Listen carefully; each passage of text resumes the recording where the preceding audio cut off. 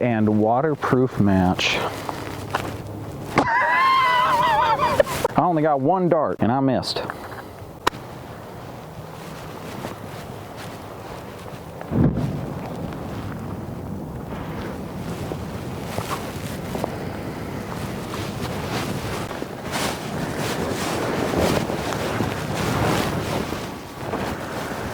LA is on fire, and it's a terrible natural disaster.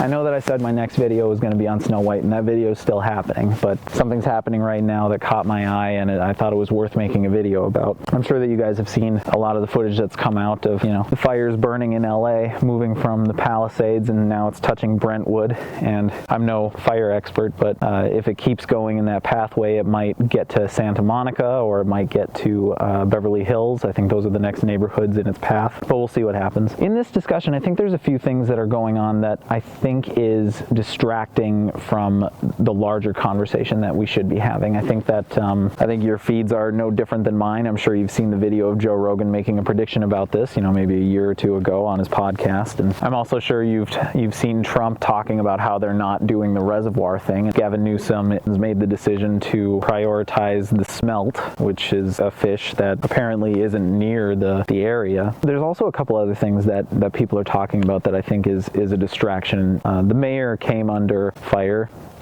no pun intended, because she was in Ghana at the time attending an inauguration of like a president or someone that was happening over there. She left for Ghana before these fires happened, and so I don't think we should come down too hard on her for that. There's a discussion about how she had reduced the $800 million budget for the fire department by $17 million, and originally was aiming toward $23 million, but then reduced that down to $17 million, and that was for 2025, and I don't think that budget plan with the reductions can really be blamed fully if maybe like a fraction of the reason why this all happened. I don't think we can really put all the blame on that budget reduction, but maybe. There's also the video talking about Christine Larson and her comments that she made about how we should really be looking at blaming the man who was dumb enough to get caught in a fire rather than whether or not she's strong enough to carry him out. You couldn't carry my husband out of a fire.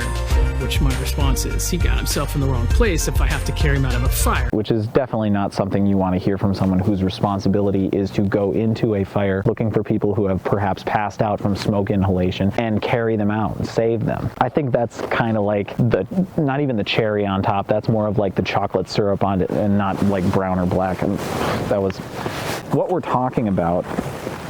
Is a long history of government corruption. In 2014, there was a proposal put forward and voted for by the people to put $7.12 billion toward various water-related things. $2.7 billion of that was going to be specifically for building a dam and a dike and building the infrastructure for reservoirs so that they could capture fresh water or rainwater as it was falling, and then they could clean it and reuse it for either fire hydrants or for drinking purposes, whatever the reason was. And 10 years later, in 2024, nothing had been done. There had been no dikes built. There had been no infrastructure put in place. There were no construction permits. Nothing was happening. And it was just getting delayed and delayed and delayed. The people in power were kind of shrugging their shoulders, saying, yeah, I'm not really sure this is going to get built until 2030 or 2031. And I think my intuition is anti-authoritarian and always has been, probably always will be. And so whenever I see someone, especially like a White House press secretary, talking about, oh, well, the reason why this hasn't happened is because of A, B, C, D, and I'm not going to run defense for that. I'm more like a person that just,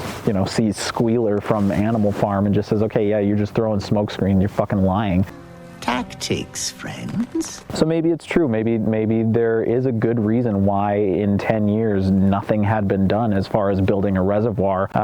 Just this last year, they had a rainfall that was unprecedented, a little out of normality, and they didn't have the means to capture that water, and so it was all for naught. And the sad thing about this reservoir not being built is that the people voted in favor of that in a majority vote. And so this was what the people voted for, and the representatives, the politicians, politicians whose job is to represent the voice of the people and to do the things the people ask them to do because they're in the position of power to do it, to make sure it happens, didn't do it. Coming across all of this, it reminded me of something that Jordan Peterson had said about Hurricane Katrina in New Orleans. Because there's two ways of reading that, right? One is Mother Nature has a little fit and sends a hurricane into New Orleans and wipes everyone out. And isn't that example of our fragility in the face of natural power? But there's another way of reading it. You know, the Dutch build dikes, right, to keep the ocean back. They're actually pretty effective at that because their country is mostly underwater. And it turns out that if you go to Holland, it's actually not underwater. And so their dikes are working. And so the Dutch were very organized people. And they have a rule for their dikes, which is they try to estimate the worst possible oceanic storm that will come in 10,000 years and make sure that the dikes will withstand that. Well, from my reading, the Army Corps of Engineers in New Orleans built the dikes for a storm every 100 years. And that's not so good because we live about 80 years, let's say, so that means the probability that one of those storms is going to come whipping by in a lifespan is pretty damn high, and then so that perhaps wasn't the wisest of planning, especially because some of New Orleans is actually supposed to be underwater. And then worse, you know, Mississippi is a state that's quite well known for its corruption, and so you might also say that a tremendous amount of the money and time and resources that could have and should have and was planned to go towards fixing the problem didn't, and so the hurricane came along and, oh my God, wasn't it a natural disaster? And the question is,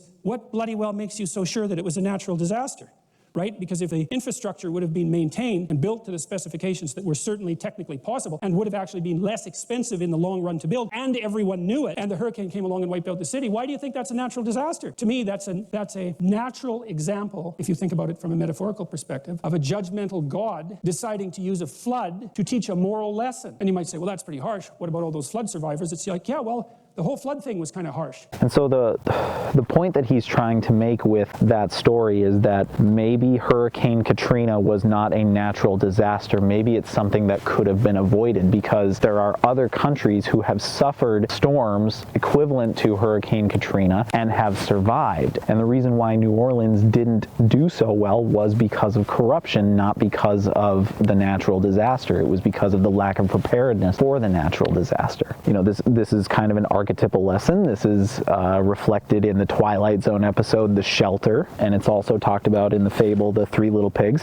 There's an Aesop's fable as well. It's called the Grasshopper and the Ants. One fine day in winter, some ants were busy drying their store of corn, which had got rather damp during a long spell of rain. Presently up came a grasshopper and begged them to spare her a few grains. For, she said, I'm simply starving. The ants stopped work for a moment, though this was against their principles. May we ask, said they, what you were doing with yourself all last summer? Why didn't you collect a store of food for the winter? The fact is, replied the grasshopper, I was so busy singing that I hadn't the time. If you spent the summer singing, replied the ants, you can't do better than spend the winter dancing. And they chuckled and went on with their work.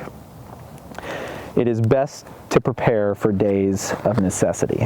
Are we really so quick to say that this is because of a natural disaster that these neighborhoods, these houses, all this property, the forest burned down? Or was it because of a lack of preparedness to not build those dikes and to make sure that the people had the fresh water that they could use, or, you know, fire hydrants, or that the fire department could use the right resources? You know, and on the subject of wildfires, Jordan Peterson also said something else about it that's a really good point. People have been trying to prevent forest fires for a long time, especially that damn bear, Smokey, right? He's trying to prevent forest fires because forest fires burn up the forest, and that can't be good. But here's what happens if you don't let forest fires burn. Well, forests collect a lot of dry branches, right? Because tree branches die and wood falls on the forest floor and collects. And so the amount of flammable material keeps increasing with time. And that's not so bad if it's wet, but if the amount of flammable material is increasing and it gets really dry, and then it burns, then you have a real problem. The forest fire can burn so hot that it burns topsoil right off, in which case you don't have a forest at all anymore, you just have a desert. And lots of trees are evolved to withstand forest fires of a certain intensity, and some won't even release their seeds unless there's been a fire. And so a little bit of fire at the right time can stop everything from burning to the ground. And now that the fires have reached Brentwood, we are seeing that result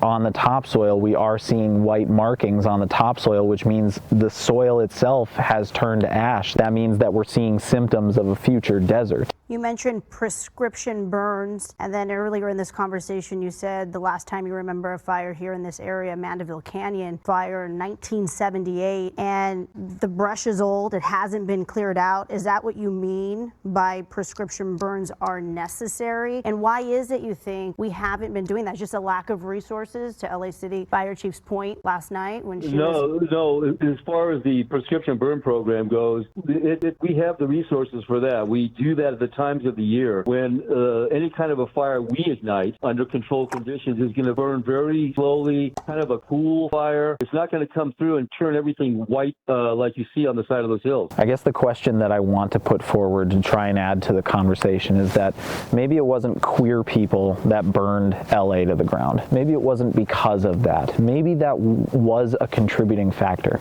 You know, maybe it was a reduction in the budget that would have allowed them to train and have proper resources. But all I'm trying to say is that maybe the real reason why the Palisades and Brentwood and possibly Beverly Hills and Santa Monica burned down is because the dominant culture in LA allowed and tolerated corrupt politicians to make bad decisions with people's money, promised them that they would follow through with these projects and never did. And then the mythological flood came to judge them and they failed because they weren't prepared. Maybe the real reason why the Palisades burned and all of these people lost their homes and everything they owned is a direct result of government corruption, poor planning, and negligence of the voice of the people, all of which are American dreams. All right, that's it. That's all I wanted to do.